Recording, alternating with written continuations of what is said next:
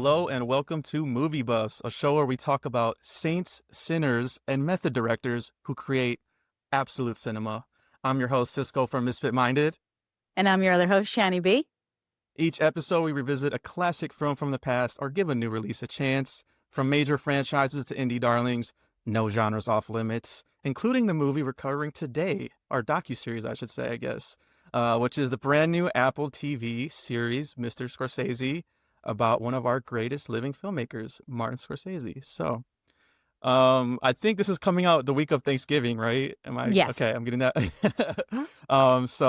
And as we all know, Thanksgiving is where we rewrite America's dark history. We Yes. stuff our faces with food until we're about to burst, and we give thanks. So I'm just curious, Shani B, what do you do for Thanksgiving? Any big plans or?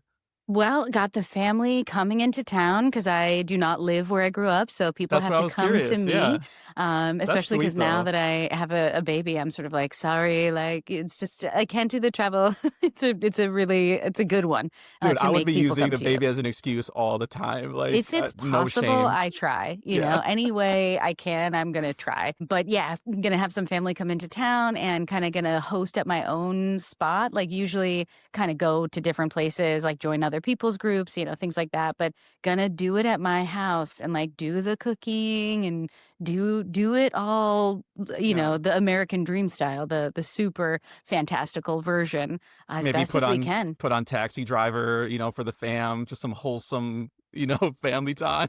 Absolutely, absolutely. I mean, honestly, I have worked Wolf of Wall Street into the background during family No. events before because the first like 2.5 hours are a whole lot of fun.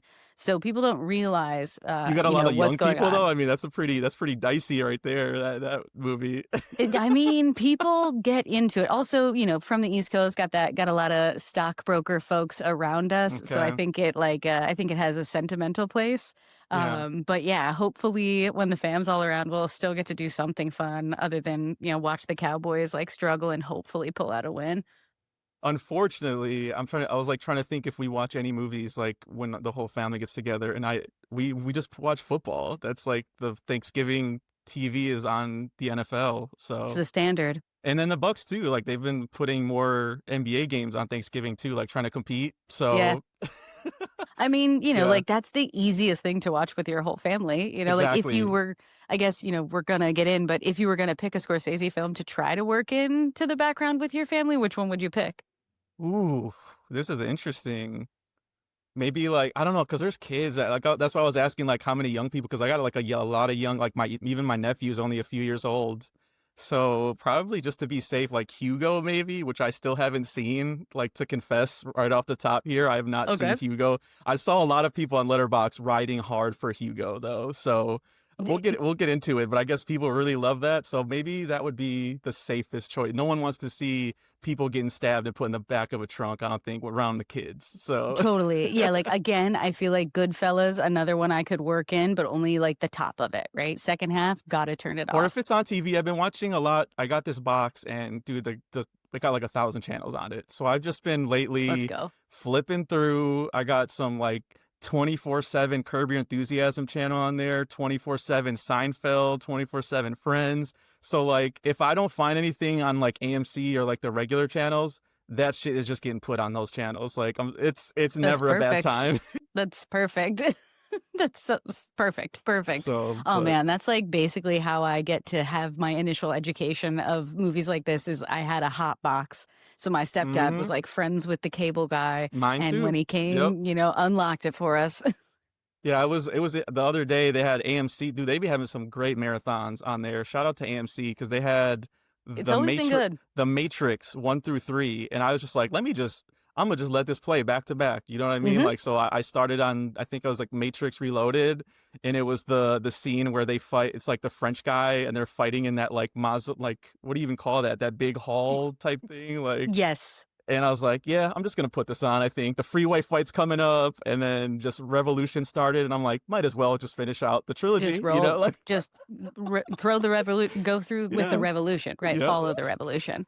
Um, And then today it was nice. the Mummy movies. I was like, Mummy Returns. I'm like, they're just banging them out. Like, and I so, really miss the curation of networks like AMC. AMC has dude, always been clutch, but like the TNTs and the TBSs and the USAs used to compete. especially now because I mean, like, no offense to MTV and all that, but like when you're just playing ridiculousness 24/7, there is no thought going into like, there's no curation, Also, they're happening. always never on time. If you watch Yeah. MTV for more than like an hour, they're like, "Oh shit, we messed up time again. Sorry, we're a little behind." And then they just like eat 10 minutes of a ridiculousness episode and they're gone.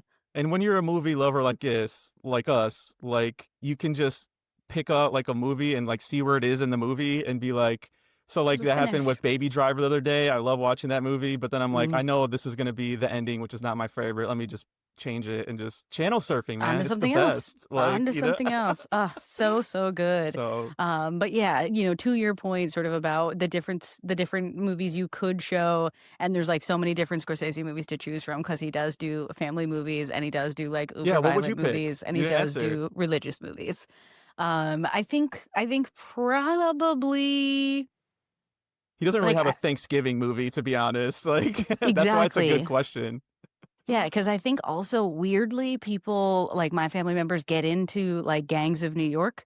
Like Mm, weirdly they're also about that. Like I'm excited to have this conversation because I grow up sort of like in the tri-state area. So like New Yorkers, especially Italian Americans, are like a huge part of my origin story that I kind of like slid away from because I'm not really there anymore. But they're like deeply rooted, and watching the doc was really funny. So that might be something a about great those New pick. York ones. That's probably a good pick. I mean, it's not like as intense. And I'm thinking of the Leo collabs, and I'm like, Yes. it's not as hardcore Ooh. as The Departed, and it's got some history in it. So you got like some of the older folks being like, "This is historical," like, Yes, yes. Well, I think that's exactly right. Is that like if I yeah. throw on Wolf or Goodfellas or Gangs of New York, some older person in my orbit will be like, because that's how it really was. And I'm like, okay, great. Happy Thanksgiving. That's how it used to be. It really like, oh, you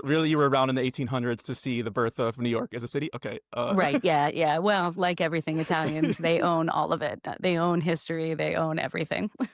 so I think that's a good segue. I mean, we're already kind of stepping on it, but Mr. Scorsese, if you haven't checked it out already, it's been about a couple weeks, so you've had more than enough time. But I want to encourage people because this is a 5-part documentary series from filmmaker Rebecca Miller, documentarian, wife of Daniel Day-Lewis, who's also in this movie, which is Didn't see amazing. that one coming, Yeah. but loved it. Love it. And it follows the life of legendary director Martin Scorsese. So, I mean, what did you think, I guess, or like, I guess, what's your relationship with Scorsese? I guess we're already kind of circling that, like, growing up, what were like kind of your go-tos, or did you have, I mean, as an Italian American, you must have, Yes. he's a big figure for us, like, what do you think?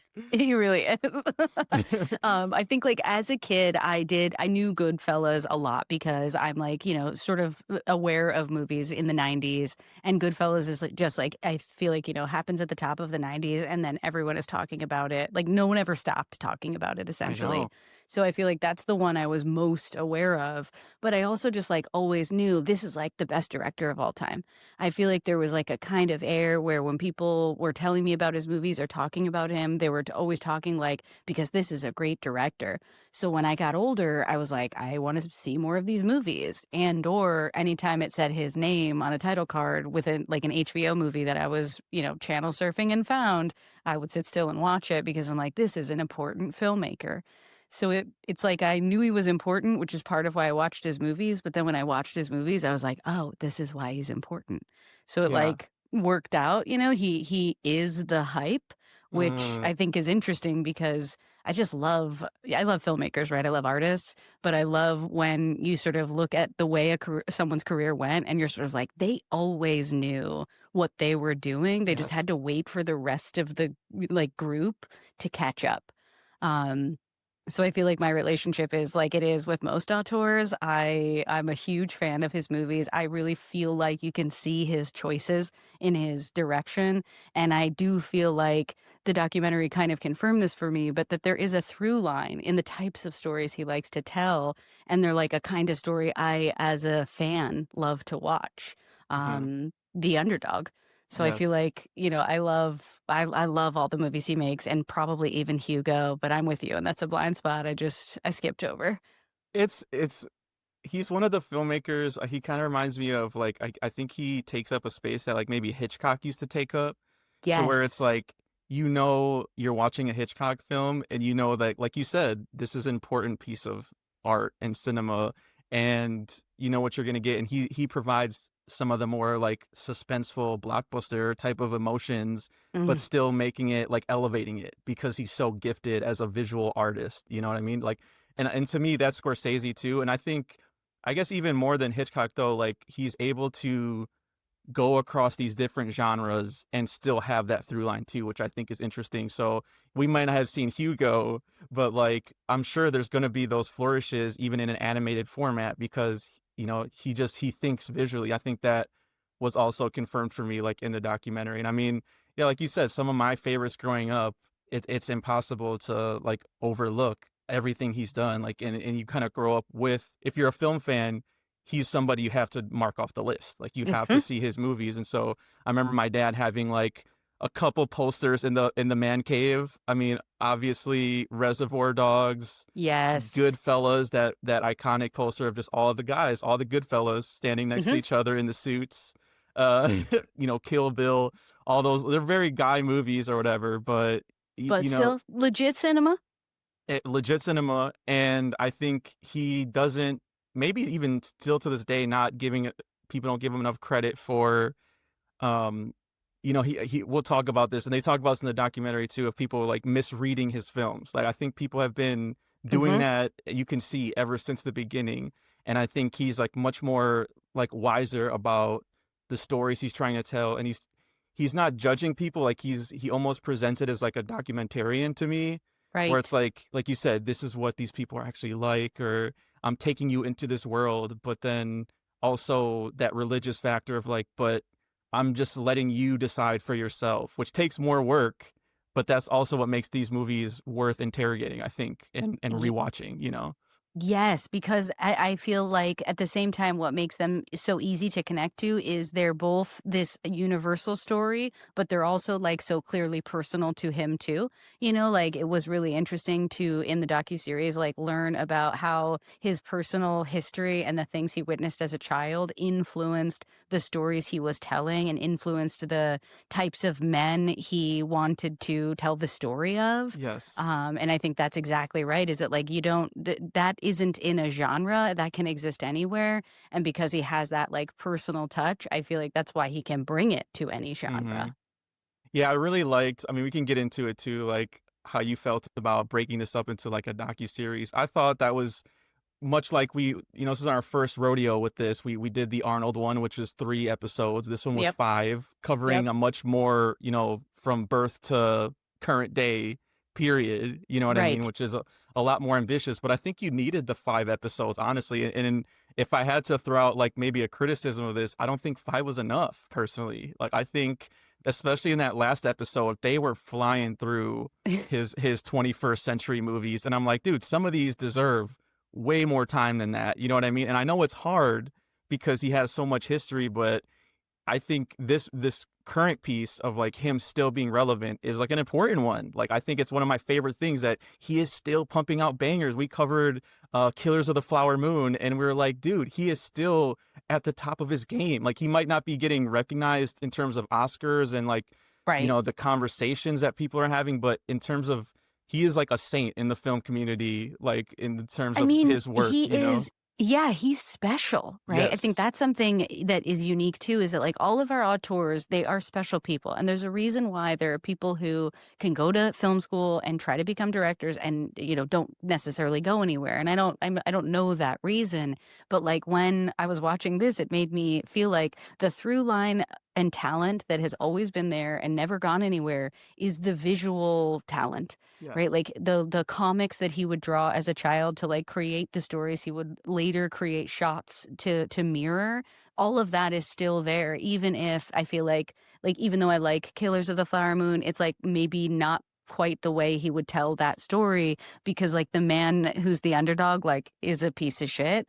So he's like a little Yeah. confounded in that way, but I feel like visually from a super young age in the work that we're able to see in the docuseries to how good Flower Moon looks anyway, Well, right? even Is next level. I know we were kind of split on Flower Moon, but like even The Irishman, I thought kind of got unfairly maligned from a lot of people because it's always people taking the wrong lessons or the wrong so Yeah, like latching on to the wrong detail. in Killers of the Flower Moon, it's the runtime. Oh my God, it's 3.5 hours. Blah blah blah. In The Irishman, it was this VFX is not working for me or taking me out and stuff like that. And I mean, fine if that, but are you looking at the whole picture? Because there's in The Irishman there was so much there about like regret and like he told this guy's whole The life emotional. story, which needed that Mhm. 3 hour runtime in that too. You know what I I mean? mean, I So think that's part of what people are not here for today is like yeah. there's not a lot of space for that actual really grounded emotional storytelling that like is also at the top of his career because I think people don't know and or forget that he is was an experimental filmmaker always as well. Right? Like Always. his early films were Always. experimental. So even today, making something like The Irishman, he is going to do something experimental to figure out if he can use the men he wants to use in this story, I'm right? Like he's Yes. just being himself. It's just the modern audience does not have the same eye for cinema. I'm so glad they touched on that closing scene of The Irishman because I saw that and I think I saw that in the theaters as well. And like Mm, I'm still haunted by that. Like Robert De Niro as an old man in the wheelchair, not knowing that it's even Christmas because he's alienated himself from all his family, making all these choices, as a hitman, as a killer, and having to live with them. Now, like I think all the people that say he sensationalizes or glorifies that type of violence or that lifestyle, look at that scene and tell me that he's saying that it was all worth it or like you know what I mean, like he's not. exactly. And I I mean, think he's reckoning with that now a lot more and people aren't here for that like you're saying, but well, he's he's never been always that. trying to capture the reality, which is Hmm. people don't know that what they're doing is going to lead to something so sad at the end of their life, right? They think, I just have this job to do. It's easy for me. These are my guys. Like, I have all this money. I've got all these women. Like, this is the best. None of them think about the consequences, and he never forgets to make sure we are reminded of the consequences, the audience, like that's another thing too about when I watch those movies, like even Mean Streets, the character that Robert De Niro plays in Mean Streets is a man I have seen time and time over again. So there's also something about how like there's a personal thing to it where like when I watch it, I see the truth of that man's story because I know that man, but I feel like we don't make movies about Italians as much anymore. So not everybody really like identifies with the plight in the same way.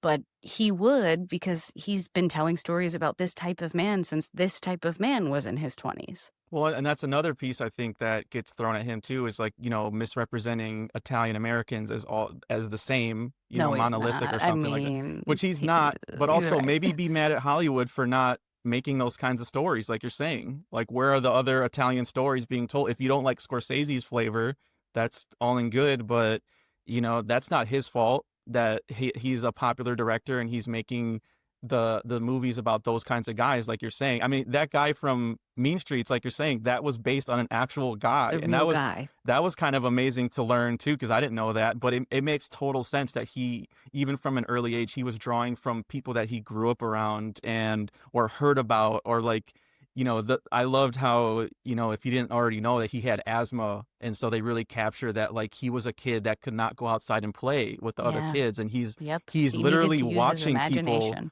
through the window and setting up like shots and scenes like through a window, which is like a film Yes. composition. You know what I mean? So like it was amazing. I love Spike Lee too. That was one of my favorite lines of the whole thing when he's like, Lucky "Thank for us. God for asthma." Exactly. Exactly. Well, I guess Oh, that's it too is, like in my work, I'm working with creative people who are trying to make sense of the things they experienced and witnessed as children through their art. And I think that's something people always like forget to think about when they're jumping down his throat for violence or, inappropriate language or whatever, is that like most of his early films especially are about him trying to like understand things that he truly witnessed, right? Like he shares stories about seeing his father be ostracized as a child. He is sharing stories about the kinds of kids he's growing up with. And then in his films, he's trying to examine and understand these men because he has more control over their stories now. And when he's a child, he doesn't have that control. I feel like it's so easy to, again, if there's any, boobs or blood around, for people to forget that, like, there's also something else here. Yeah, and I mean, the experimental piece, I wanna touch on that too because, I mean, when we learned about him in film school, we weren't necessarily watching Goodfellas or, like, the films that he's known for, but, like, I'm really Right. glad they touched on some of the more experimental stuff because that is taught in film school still. Like, we watched, like, The Big Shave, I'm Mm, glad they brought that one up, like, a lot of his shorts, yeah. Italian American, which if you haven't seen that, it's such worth a watch, of just him capturing his parents' dynamic. And I know his mom cameos in his film, but like to actually see them playing themselves, and growing up in his, the house the little cramped apartment he grew up in, it's just delightful. I own his Criterion Scorsese shorts, which has it on Mm, there, and it's not that's so again, not awesome. one I rewatch all the time, but, like, worth revisiting, and I'm glad they spent some time on it for that? Well, and just a reminder too of like I think, when we come to get to know him, he's already been working for like 30 years, you know what I mean? But like trying to earn everything he's gotten across those 30 years doing all kinds of things. And I love a documentary about a filmmaker because it makes sure to remind you of the work that in real time people were being affected by. People, was changing cinema, but that as time goes on, like somehow, may get lost because he continued to make such bangers. So it's like we're not Yes. necessarily talking about some of those older films. But I was like on a kick where I was trying to watch as many like black and white movies as I could, Let's like through go. like 1920 to like 1960. I was like really trying to stay back and looking for older stories to see like where the themes repeated and just like doing my own assignment. And I happened upon, Who's That Knocking at My Door, the Harvey Keitel movie that he had to do some reshoots on to like create a fuller story with. And I just remember seeing that movie and having like no idea, but being like directed by Martin Scorsese. Oh, okay, here we go. And Mhm. like that completely opened up my eyes to sort of like, oh, that's right. Like he didn't know that he could do Goodfellas until he did Goodfellas. He needed to learn all kinds of other skills, making other movies. And I feel like what was interesting to me about some of those early movies, this one and also Alice Doesn't Live Here Anymore, is he was like really trying to tell a story about how men grapple with how difficult it is to be a woman.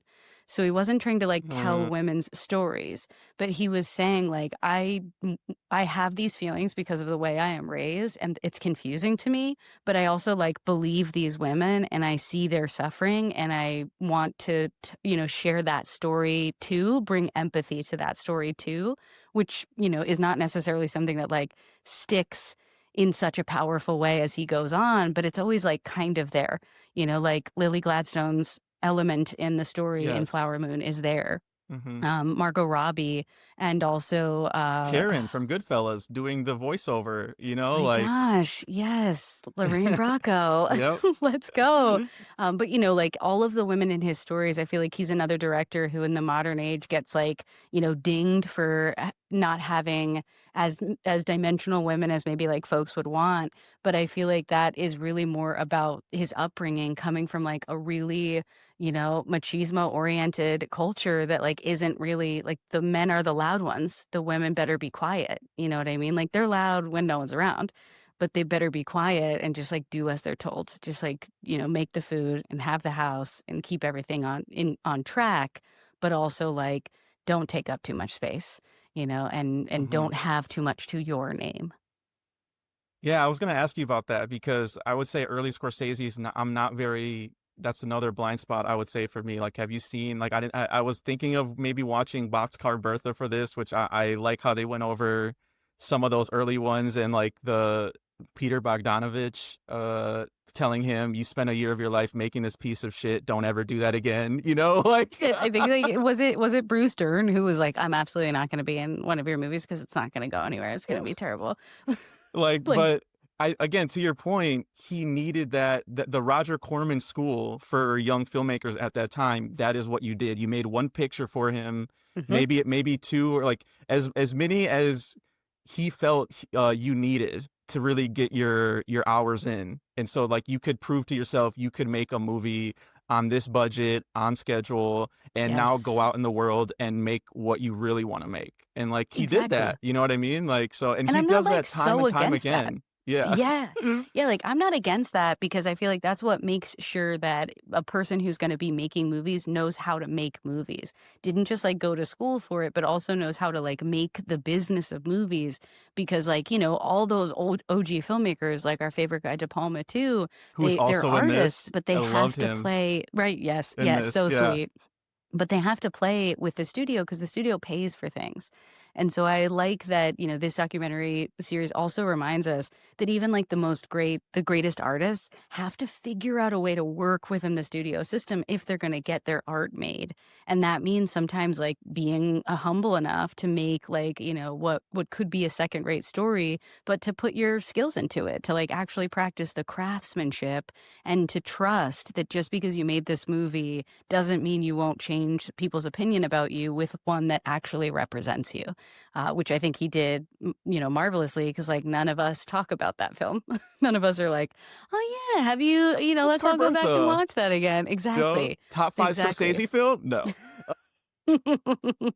But yeah, I think that's one thing I really liked about this documentary, and I think did it really well because again, we're fortunate enough to like have experience either like in film school or like acting and stuff like that, and to like the normal person that just knows Scorsese maybe from his movies, like this is low-key a great document of like what it took to make movies and still what it takes to make movies. Like it's an Hmm. ever-changing landscape that you need to wrestle with. And so the fact that he's managed to stay afloat through all these controversies, through like Last Temptation of Christ, from Harvey Weinstein on Gangs of New York, taking control of that film, through like Yeah. working in the streamers now in the Netflix space, and this is being on Apple TV Plus. Like I think they really did a nice job of capturing that. Like you have to fight for your art as a filmmaker.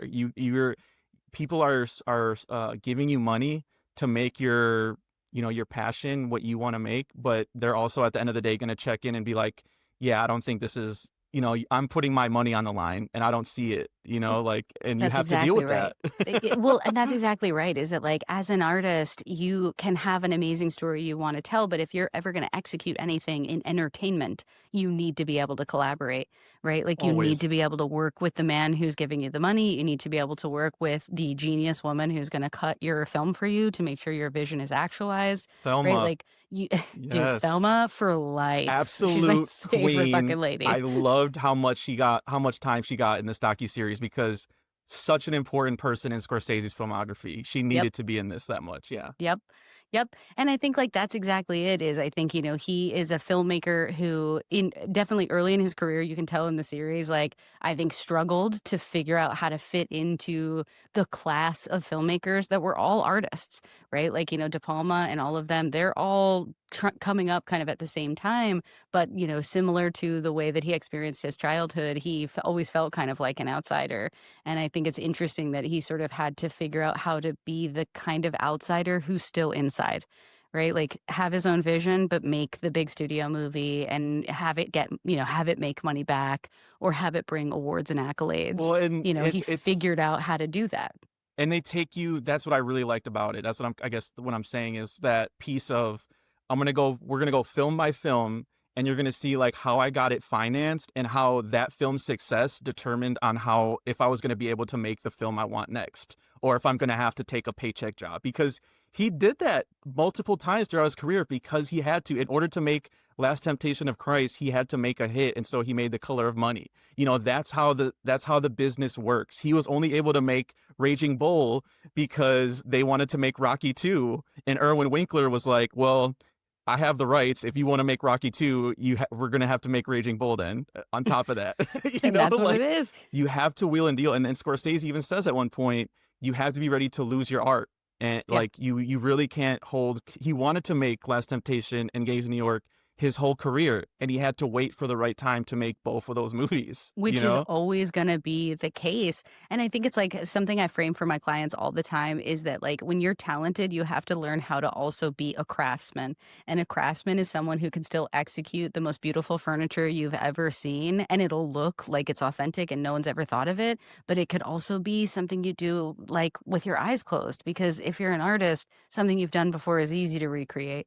Like, Hmm. I feel like he is able to not have to sacrifice his art because he just allows it to pause. And I think there's actually something, like, maybe important about not always being a filmmaker who only makes your own art. When you need to take a break from your own art, you learn lessons that are, like, very, they're so far outside, but going to be helpful and beneficial to the next film you make that is your art. You know what I mean? Yeah, I think, and I mean, I wanted to ask you too about like how you felt. I've seen some criticism on this docu-series being like, and we've talked about this before too with the Sly documentary and the Arnold one as well, that like when you have the participation from the Scorsese family and Scorsese himself and all his like frequent collaborators, you're not going to really get into the dark corners of like their history. Although they do in some cases, like I think Rebecca Miller, the director, she's interviewing Scorsese throughout the whole thing. And I think she did a nice job of like asking the questions that people, myself even would want to ask Scorsese. I wanted to know like how you felt about that. Like, do you think they did a good job of, we talked about the career aspect. I thought they did a great job with that. But what about like the human aspect? You think they really, um, made represented it in a way that was like, well done or worked for you? Well, I guess, yeah, yeah, I think Yeah. that did work for me, and I think that's, like, why I love a documentary about an artist and as particularly a filmmaker, because, like, the storytelling elements of, like, who they are as real people, you get to learn how that you're feeling that through their work already, and so I think, yes, it was, like, maybe we're not gonna get the kind of darkness of, like, when Scorsese was maybe not being so present with his first wife, for example.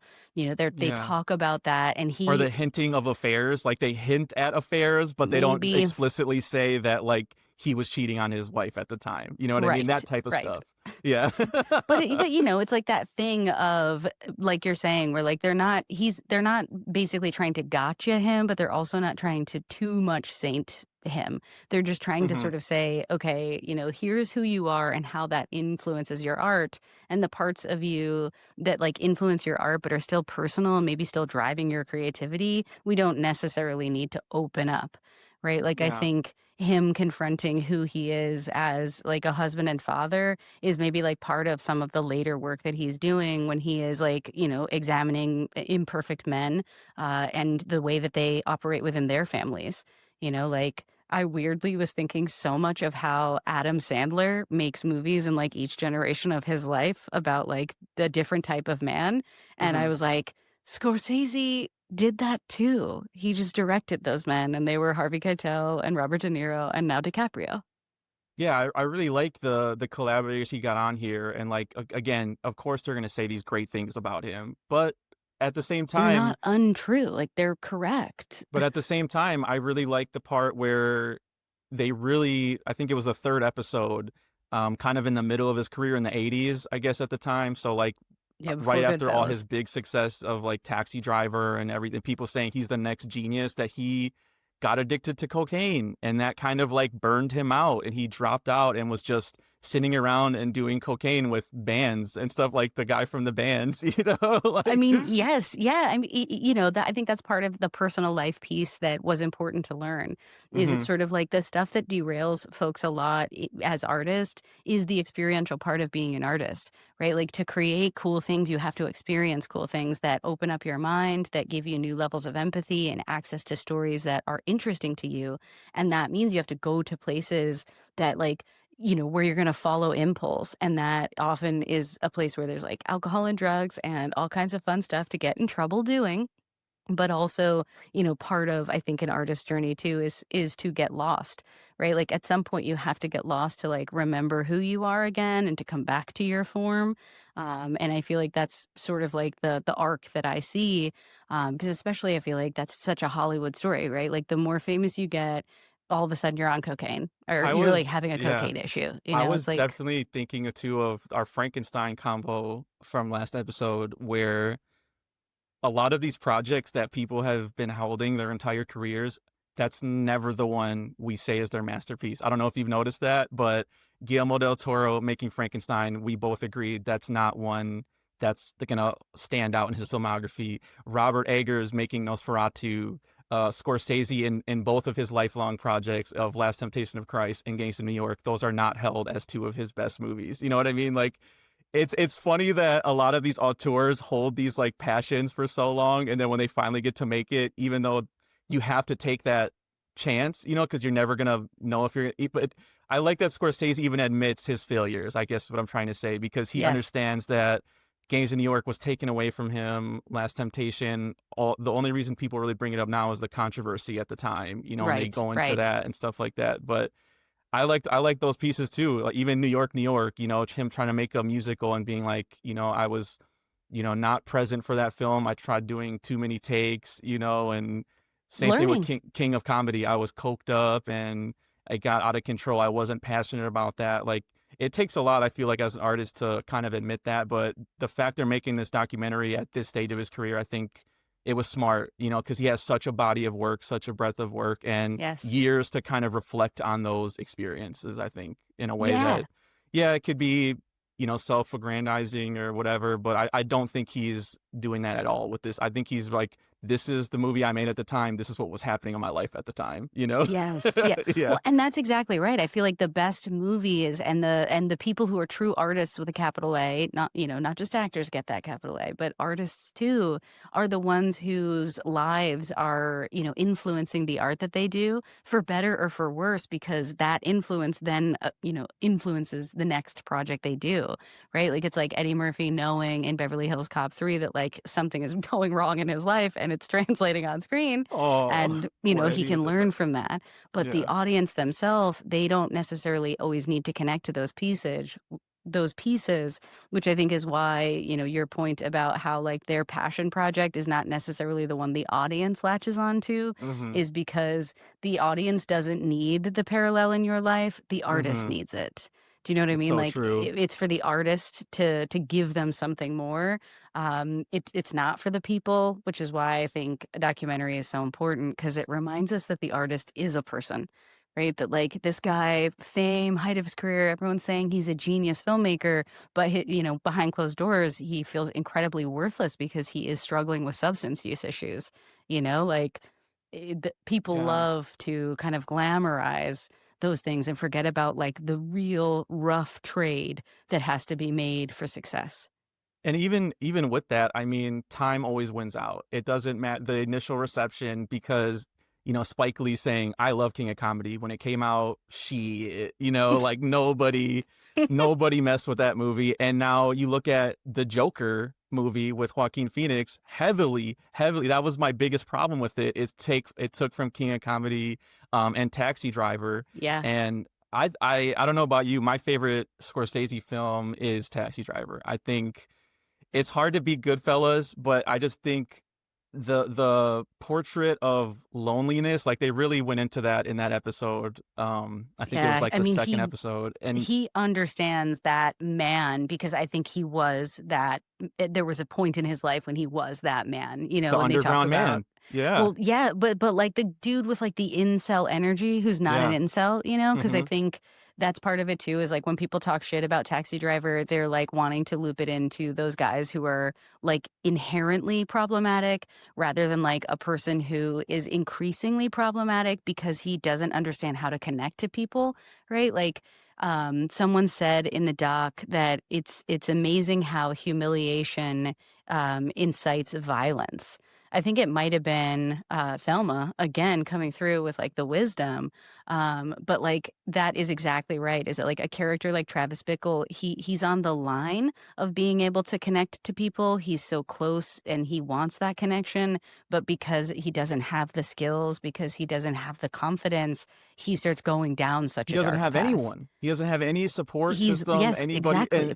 and I like Paul Schrader who wrote that movie saying the internet is taking up that journal space where he would just write Yes. down all his thoughts. Now Mhm. everyone puts it on the internet. You know what I mean? And you're Yes. seeing these incels pop up on podcasts and things like that and taking the wrong lessons. They talk about John Hinckley in there, which I was kind of surprised by because Jodie Foster never talks about that in interviews. And Jodie so, Foster is the prince. I had no idea that she, was, like, the main person doing all the marketing or doing all the interviews when they were mhm. at Well, Cannes. because Becau he had FBI protecting him. Like when people push back on me when I say film is political, this dude had to have FBI for him for Taxi Driver, Last Temptation of Christ. They bombed a theater and a person died. Like Mhm. this shit is not just meaningless, mindless art. Like this Those shit streets is were really powerful. mean. Yes, They for reals were mean. those fellas were Um, not good. they I mean, were they not were good good, fellas, but they were but not they were good. not good guys.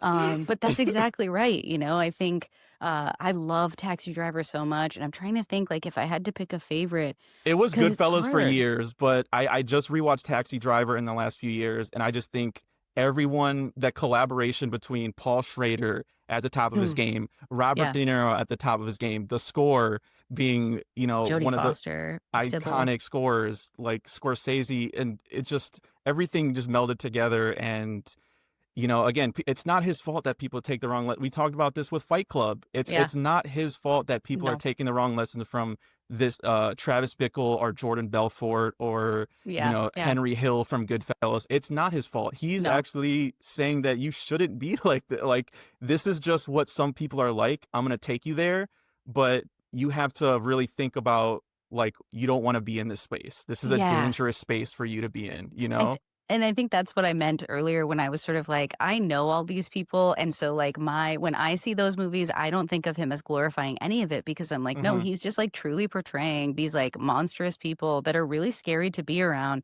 that everybody pretends to like, that always have big smiles on their face. Like, I feel like the reason I connect so much to some of those earlier, like, Goodfellas movies and even Casino too, is Casino's like, great. oh god, I Yes. fucking love Casino. Like, Yep. it's up there. It's so But, good. is because that's the great, like, conundrum of being a child is that, like, people are they're acting differently than the way they talk, or they're talking differently than the way that they act. And I feel like he was always just trying to portray that in the confusing, or the men that weren't perfect that he portrayed. Um, including Travis Bickle, because I do feel like he's still an interesting character to me, and I wanna say it's my favorite, but I think it has to be Wolf, Oh, because wow, I okay. just rewatched that shit like nobody's business, and honestly, a lot of it is the color, right? He's using some pinks, he's using the beautiful Well, bright and that was like a blues. blank check, like, I loved them going into, like, no one wanted to finance that film. They had to go overseas to get It's financing crazy. for that, and that's the Crazy to biggest think. hit of his entire career is Wolf of Wall Street. Exactly. Yeah. Insane, And like it's like a pinnacle kind of movie where, like, every piece of his career that had been, getting discovered across the 30 years since he had been working already, influences it and, like, comes together in a way where I'm sort of like, there's not a single shot that I don't like in that movie. There's not a single, like, piece of dialogue that I'm like, that doesn't really fit. Like, I every time I watch it, I'm just like, God, this movie is so fucking good. And the fact that DiCaprio does not have his Oscar for this one it's the simulation you made a can say that huge about mistake on that's that. another thing we talk about all the time. The Oscar never goes to the film that they should get it for because it shouldn't have Nope. gone to The Revenant. He has more Still roles great, that you but want, come on. you know? But it shows what the Oscars values, I think. And I really like that piece of it too, that the Oscars was sort of this thing that haunted his career. Like, episode after episode, people being like, everyone knows he's a genius. Everyone, like even his peers. We can talk about some of the people they had talking in here. We mentioned Thelma Schoonmaker, Spike Lee, Steven Spielberg, De Palma. So many good ones. Like all of our favorite guys, De Niro, Joe Pesci, like it was funny. He doesn't do Yes. interviews, but they have some archival stuff, of him talking about it. They got But him. Yep. yeah, the Oh, Oscars Pesci. that the Oscars don't reward he should have not got it for Departed, but it was so late in his Yeah, career that that's people are like, we need to give him an we Oscar, have to you give know? him one, yeah, Yeah. because maybe Departed, like, I think if I had to go, like, it's probably Wolf, Departed, then Goodfellas. Because I like Okay. Goodfellas, but it is too close to home, honestly. Every time I watch it, I'm like, "Oh, this reminds me of being my fucking dad's house. Get me out of here." You Yeah. know? I know. But Departed is so good. It's got the same hints of those mob movies that he's so good at making, but it's the Irish mob, which, like, weirdly feels safer? I'm not really sure what it is, but that's another like pinnacle movie. All the lessons learned just coming to fruition in like the last stage of his career, which is why I think you're right that like even if I don't like Flower Moon's like kind of story or whatever, the filmmaking remains pristine. And he has to go to those streamers to get those projects funded. And even I like in the last episode, his relationship with Leo is how he got the 21st century projects with Leo, like all like Shutter Island, Hmm. The Departed, all those was because of Leo. The Aviator, he would not have been able to make that without Leo behind him. And so Such a these good one too. collaborations, I think Scorsese in the early part of his career, and then Leo probably the second most important, and Thelma too, obviously Thelma, who is again, I'm so glad she got so much time to talk in this because she says Scorsese was a born editor, and their collaboration I think speaks volumes of like how precise his editing is and his music choices. I mean, we haven't even brought that point up, but like the way he uses He music is in so into Goodfellas, music. when they broke Hmm. that down, like how he knew exactly where to put the songs and mix them together. They break Hmm. down the Copacabana scene, which is like it's been written So about good. and The broken down best. so much, I but talked about to it when I see did my quick Scorsese pump. to see Scorsese talking about it and like, how he took these four sentences in the script and made it this dreamlike fantasy sequence where you're literally following this guy into this world, for the first time and trying to impress this woman, Into the it's den. yeah, it's great. One thing I know we got to wrap up soon here, that was so affirming for me because I've been saying this trivia fact for years, and I feel like it was kind of too obscure for people to really get. I hope they see this Okay. because okay, so the part in the documentary where he's talking about his '80s drug era, Uh-huh. coke era, and he made that documentary. It's on the Scorsese Shorts thing where he's just interviewing this guy, who he put in Taxi Driver too. He's the guy who sells Travis the guns, Yes. and he's just interviewing him, and he's telling his stories about his life. He had this crazy ass life, and he tells a story about putting this needle into a girl's heart, because she OD'd, and when I saw that short for the first time, I'm going, oh, this is just Pulp Fiction, like Scorsese or Tarantino just took this scene because the way that he's describing it, he's like, "You got to go through the chest plate." And I asked anybody if they had a Sharpie around to poke, and I'm like, "This is just and but no one has seen this short, and so I hope when they see this documentary, they can go, "Oh, what the hell? Like that's crazy." Because when I saw that short for the first time, my mind was blown. I was like, "I can't believe Tarantino just took this like Totally line did. for line and put it in I'm Pulp not Fiction." sure where, but somewhere in an interview, Tarantino straight up like gives that up. He's like, I had seen that somewhere and I just Yeah. thought this needs to be, bigger. I need to show this again. Like, this is such a cool idea. I have to do it. So I feel like that's also what's kind of cool about the beginning part of the docuseries, talking about how filmmakers' influences, like where they come from, what incites them and inspires them. And I love, thinking of how something that Scorsese did that is like kind of, is just like a random thing he was Footnote interested in his in. in his filmography is Yes, still inspiring. Like Tarantino's one of his most famous scenes, is exactly. from Yeah, Scorsese. exactly. Yeah. Well, and I think that's what I love about film and art as well is that like if you can, if you're able to lift with your own artist's like hand, then it is homage and it's not plagiarism. But I feel like that requires the magic of an artist because as you and I talk about a lot, there are lots of ripoffs. There are lots of people who do see Oh, something they think is Goodfellas. How cool many and how just many gangster copy. movies came out after Goodfellas without capturing A any of those billion, specific details a that make million. that movie worth watching? You know what I mean? It's just Mhm. they have the template, but they don't have any of the heart, or you know what I mean, like the passion for it. Like it doesn't feel lived in, like Totally. Scorsese makes it. You know. Yeah. Um, Yeah, I feel like his history with documentary filmmaking is part of why his experimental yes. filmmaking, where actors improvise for him, makes all of the films he makes have something feel really authentic in them. Like whether or not he's still having actors improvise within character, which I bet he is, because I'm confident Leo likes to do that. Yeah. Um, but like he has that documentary like framing that makes you feel like you're really with a person, even if a person's a character. Yeah, and I think we'll end here. I think it's a good spot for us to end.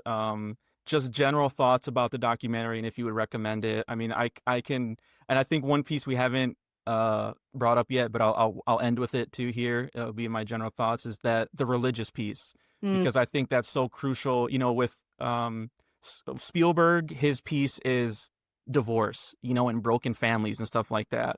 And with Scorsese, it is about that documentary feel. It is about experimenting in music, but I think that religious, spiritual aspect is so important in mhm. any pick any film that he's made. You know, these men, these broken men that are his leads a lot of times. What's going to happen to them in a few? You know, we see what happens to Henry Hill.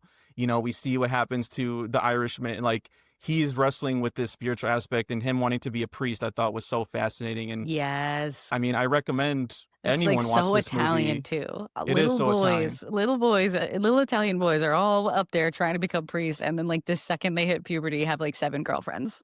And that's another big piece. I mean, I love the Isabella Rossellini parts So of this good. where she's talking about the relationship. A queen, another But yeah, queen. I just think this is a really good piece where like it's not going to get into the nitty gritty details of everything. You can read a book for that. I'm sure there's been books written about Yes. Scorsese. If you want a general encapsulation of this guy's career and his art and what's important to him, I think this is a great place to start. And it Yes. has so many of the people that we love in all of his movies, like Leo and all of De his peers, Niro. you know, Mhm. that he worked with over the years. And so you know, it's just a really good justification for those criticisms he's got, you know, that, you know, just because he's not judging these characters doesn't mean that he's advocating for this behavior. You know what I'm saying? Like he Totally. just understands them like a priest would. You have to forgive the worst of people because that is what Christ would have done. You know what I mean? Like he is really capturing that ethos, I think. Yes, yes. And that's where change actually lies, right? Hmm. If you tell someone they're a bad person and they're evil, you're in the black and white space that never allows them to have redemption. And I No. think like the other side of the underdog story is the redemption story, right? That like these are men who seek redemption, and he doesn't ever get to tell that story outside of like in, other forms, but like the men he quote glorified are men who in the end he recognizes need redemption but don't often have access to it because of the bed they made. So I feel like he does have a judgment on these men. It's just that he isn't trying to influence To your force it on judgment, you. right? He's letting it Exactly. through the filmmaking speak for it. And Yes, and he's y- challenging you to think like, "Hey, where your values are, what do you think about this?" Right? I'm not gonna yeah, tell you how to feel about it. And I do agree. I feel like, again, Italians and Catholicism, it's so hand in hand. interwoven.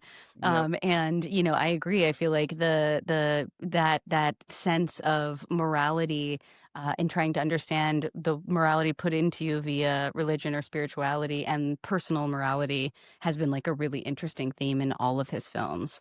Um, And I even the think more religious ones, I haven't seen all of them, but Silence, Kundun, you Silence is know, good. Last Temptation, like sometimes they're Yeah, that explicit, but he puts that in all the movies, even if they're not specifically about religion too. it's true. Yeah, the Yeah. characters are reconciling with sort of like, what does this mean about them? Very They're Catholic, who they are.